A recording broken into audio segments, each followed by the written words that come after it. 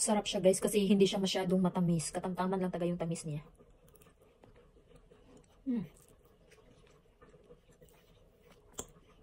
Ito talaga yung gusto ko na hindi siya masyadong matamis. Kain tayo! Sa video na to, magbe-bake tayo ng cassava cake ngayon. So, tingnan natin mamaya kung ano yung kalalabasan nito ng ating i-bake na cassava cake.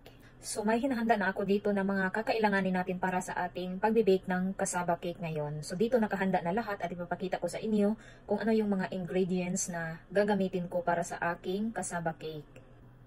Ito yung aking grated cassava. Malapit to siya mag 1 kilo. So, medyo marami-rami din yan siya. Meron ako ditong 3 piraso na itlog. Tapos, condensed milk, coconut milk, evaporated milk, shredded mozzarella cheese. Supposed to be, gagamitin ko is yung yellow na cheese, pero wala ako. So, ito na lang yung mozzarella cheese ang aking gagamitin at yung ating 3 tablespoon na melted butter. So, i-ready ko na ang aking oven dito. Nilagay ko siya sa 350 degrees. Naka-ready na ang aking oven para mamaya pagkatapos ko na i-mix to lahat, ilalagay ko na siya direct doon sa oven. Una kong gagawin, meron ako ditong medyo malaki-laki na bowl para dito ko ilagay yung ating mga ingredients at ihalo ko muna itong ating egg. So, i-mix lang natin to siya. Dahan-dahan lang natin na i-mix para ilagay na din natin mamaya yung ating ibang mga ingredients dito.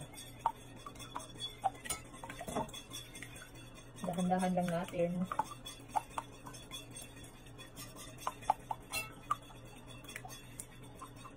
Tapos ihalo na din natin dito yung ating coconut milk.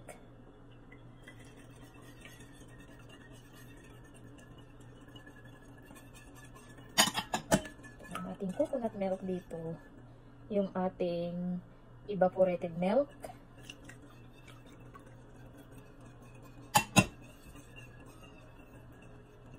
Tapos yung ating condensed milk. Ihalo na din natin dito.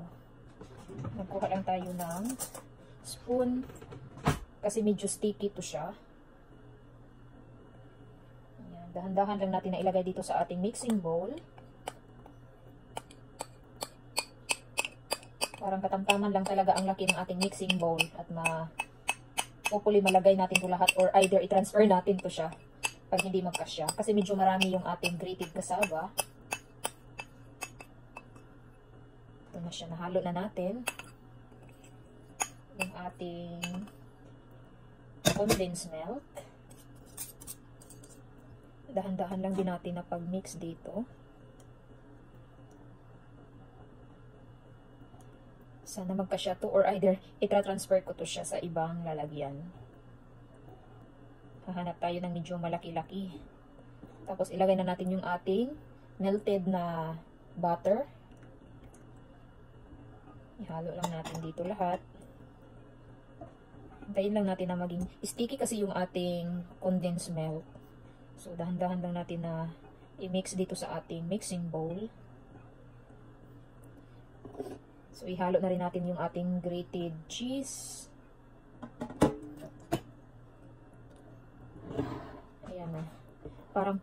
Parang punong-puno yung ating mixing bowl. So, mag-transfer tayo mamaya ng medyo malaki-laki. Hindi kasi ito magkasya. Kasi yung ating grated cassava medyo marami-rami. So, ihalo ko lang to lahat. Kumuha ako ng isang medyo malaki na mixing bowl. Sana magkasya to. Ayan, ilagay natin dito yung ating mga na-mix na ingredients. Kasyang-kasya talaga to dito.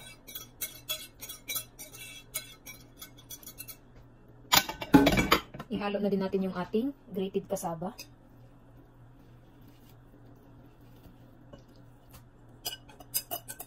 Ang ating grated cassava na medyo marami-rami.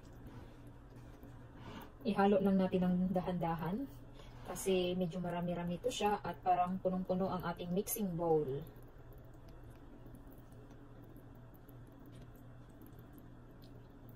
Dahan-dahan lang natin ang pagmi-mix nito. itong ating kasaba cake ngayon, hindi na ako gagawa ng toppings nito. Kasi, ayoko kasi yung medyo matatamis na mga pagkain. So, gusto ko talaga nakatamtaman lang. So, pag hindi nyo pangbinta na mga ganito, na klaseng pagbe-bake, so pwede kayo na hindi na maglagay ng toppings. Ako, pag magbe-bake talaga ako ng kasaba, hindi na talaga ako maglagay ng toppings. So, ganito na yung aking ginagawa.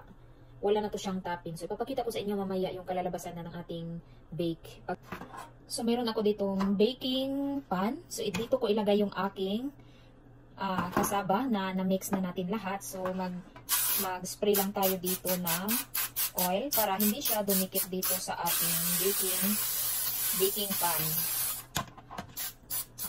Tapos na natin lagyan ng oil ang ating baking pan. So, ilalagay na natin dito yung ating kasaba cake.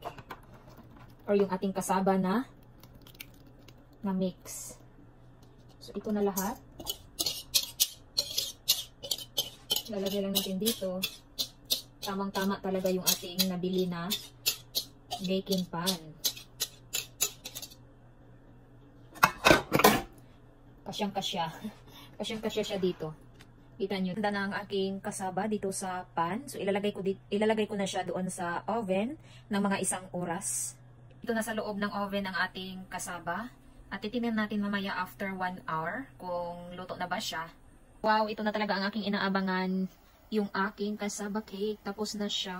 Sobrang ganda tingnan. At lutong-luto talaga siya. Makikita nyo na brownish talaga siya, guys. So, yan. Tikman na natin kasi nakakatakam. Gusto ko na talagang tikman kung ano ang lasa nito. Ito na.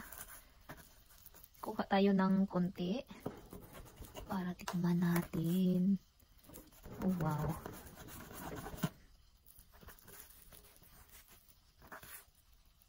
Finally, tikman na natin ang ating kasaba cake. So, ito na.